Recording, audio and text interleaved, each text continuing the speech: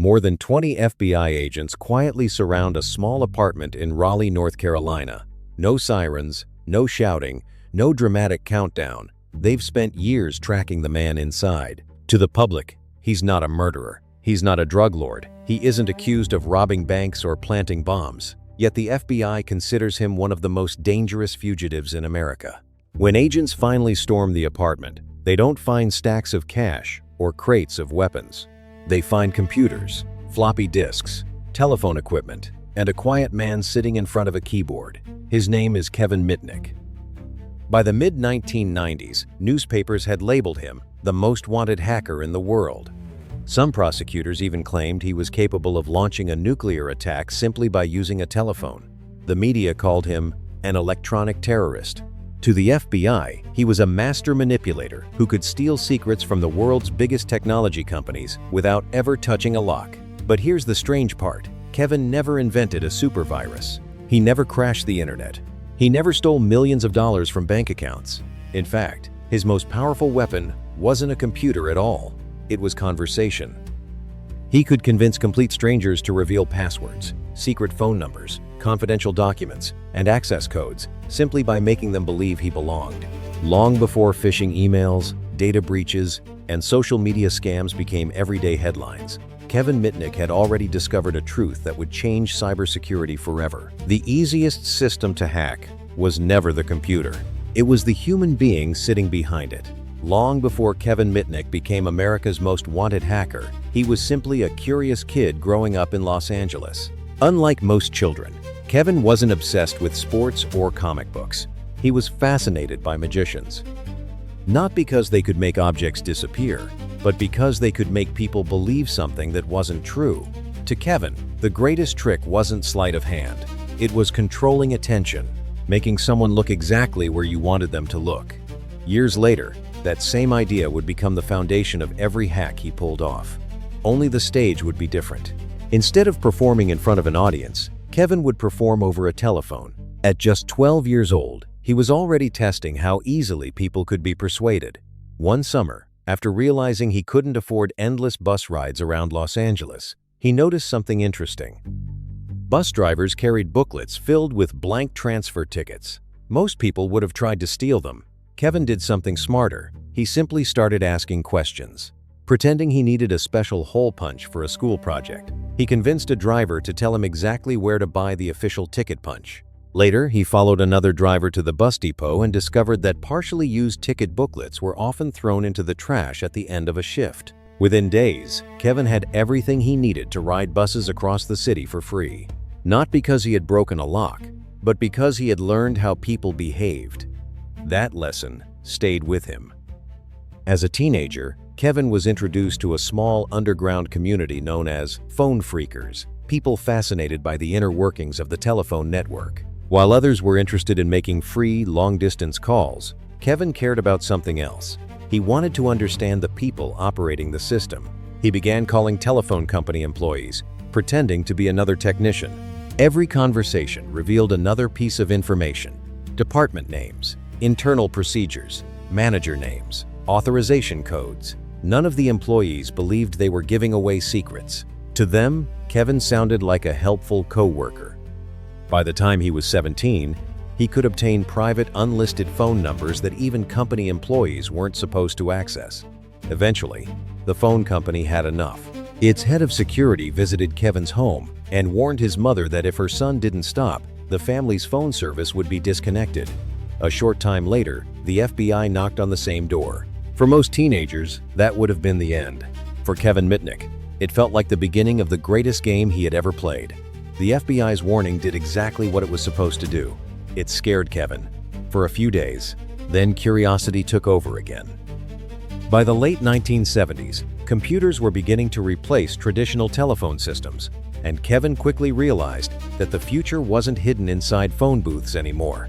It was hidden inside computer networks. Around that time, he met a small group of hackers who talked about something almost mythical, a database called Cosmos. Used by Pacific Telephone, it contained detailed information about California's entire telephone infrastructure: switches, circuits, network routes, and maintenance systems. To phone phreakers, it wasn't just valuable, it was the holy grail. One evening, Kevin and two friends drove to the building where the system was housed. They didn't carry crowbars. They didn't cut fences. Kevin simply walked up to the security guard with complete confidence. Smiling, he explained that he worked in the building and wanted to show a few friends around after hours. The guard never asked for identification. He simply opened the door. Inside, Kevin headed directly to the office where Cosmos employees worked. Years of calling telephone departments had already taught him the building layout, department names, and employee routines. He wasn't guessing.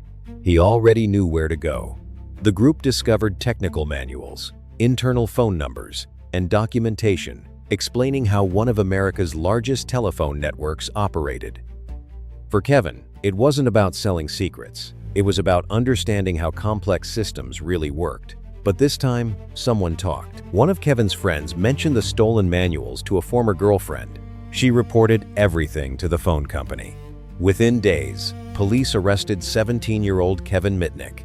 He was charged with burglary, theft, and computer-related offenses. Standing in handcuffs for the first time, Kevin believed his life was over. Instead, because he was still a juvenile, the judge ordered psychological evaluation and probation rather than a lengthy prison sentence. It was an extraordinary second chance. Most people would have walked away. Kevin didn't. Not because he wanted money, not because he wanted fame, but because every arrest convinced him of one thing. The real challenge wasn't breaking into computer systems. It was proving that almost every security system ultimately depended on one vulnerable component, a human being willing to trust the wrong person. And Kevin had become frighteningly good at finding those people. What impressed you more about young Kevin Mitnick? Comment 1 if you think his greatest talent was understanding technology, or 2 if you believe his real superpower was understanding human psychology. By the mid-1980s, Kevin Mitnick was trying to leave his past behind. He found work as a computer programmer. For the first time, it looked as though he might finally use his talent legally. That hope lasted only 9 days. When his employer discovered his criminal record, Kevin was fired almost immediately. No second chance.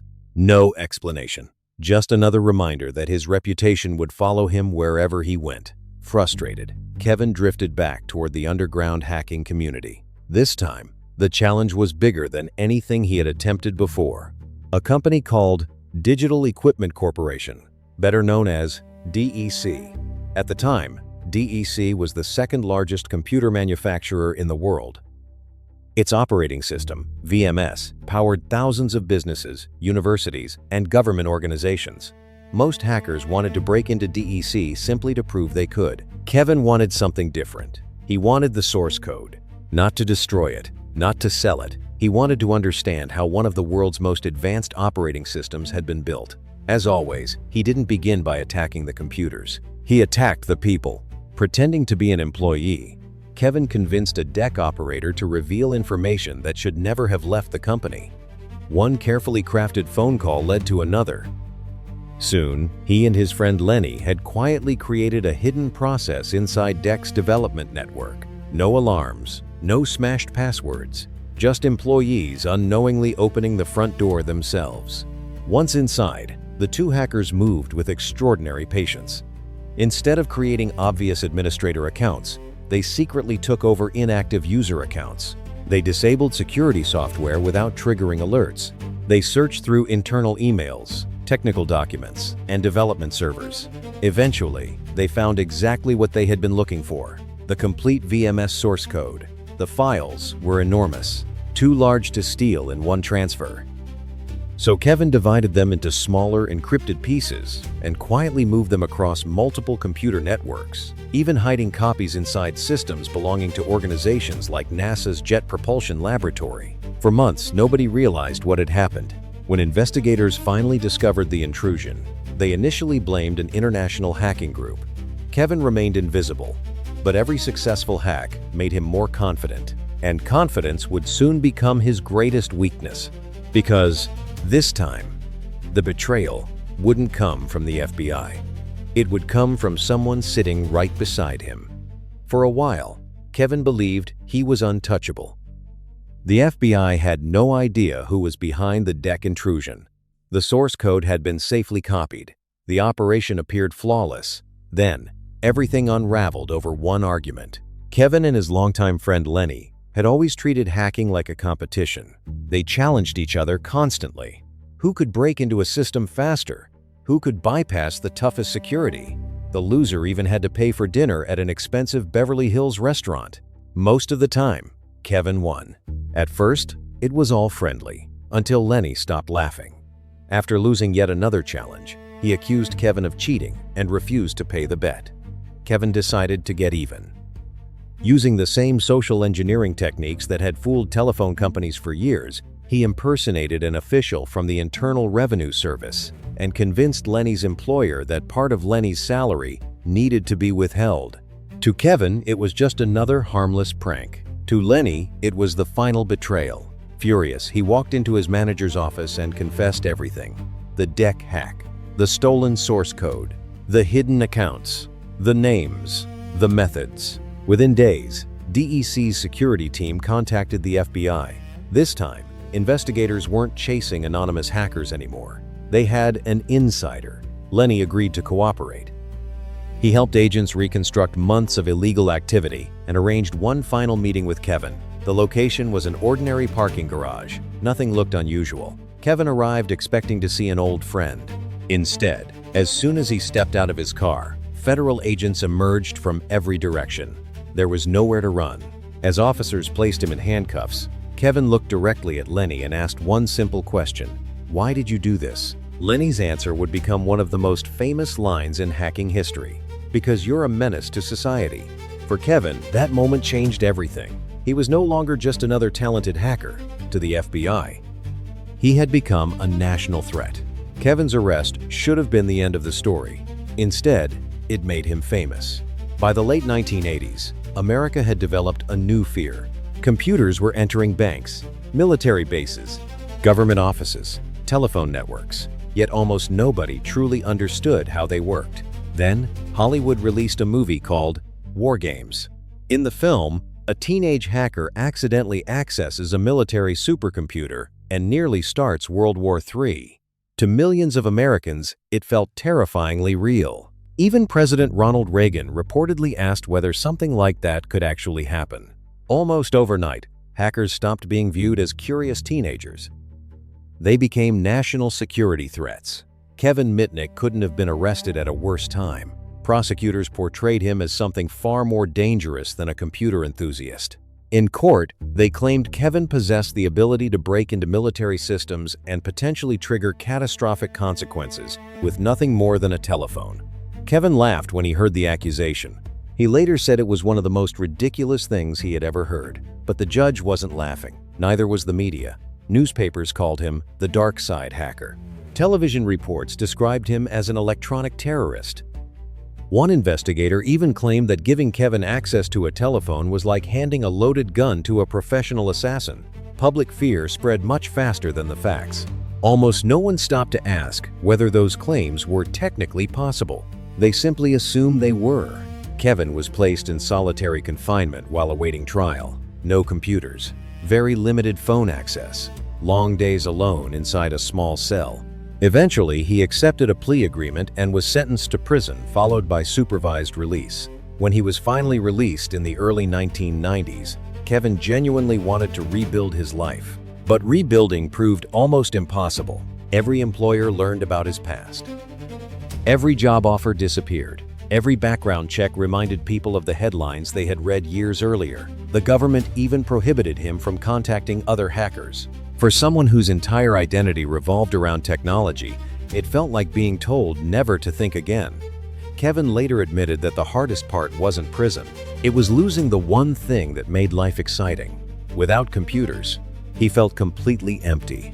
And when a mysterious hacker calling himself Eric Hines suddenly reached out with stories of secret telephone systems and impossible hacks, Kevin found himself standing at the same crossroads once again.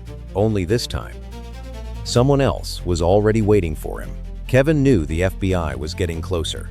He had uncovered enough clues to realize someone inside the hacking community was secretly working with federal investigators. His phone was tapped. Search warrants were being prepared. People he once trusted were suddenly asking too many questions, so he disappeared.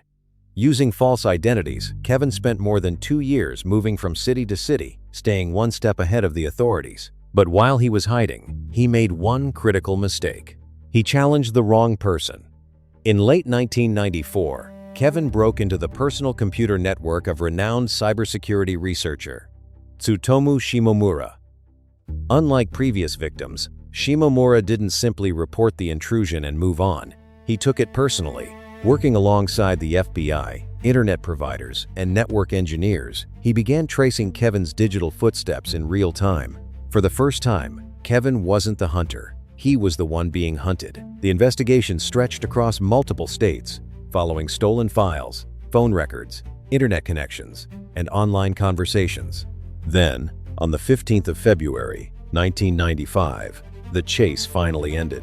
FBI agents stormed Kevin's apartment in Raleigh, North Carolina.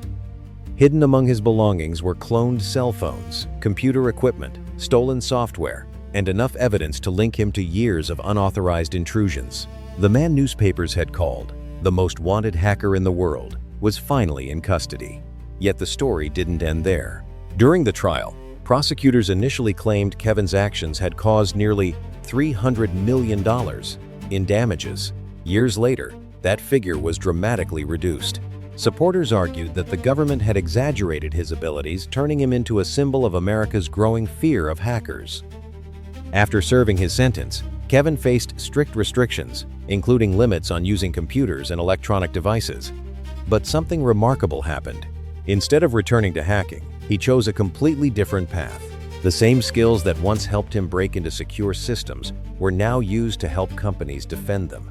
Kevin Mitnick became one of the world's most respected cybersecurity consultants, advising governments and Fortune 500 companies on how to protect themselves from the very techniques he had mastered. Perhaps that's the greatest irony of his story.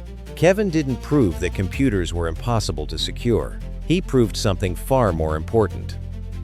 The weakest link in almost every security system isn't the firewall, the password, or the software. It's human trust. And more than 40 years later, in an age of phishing emails, fake phone calls, and AI-powered scams, that lesson may be more relevant than ever.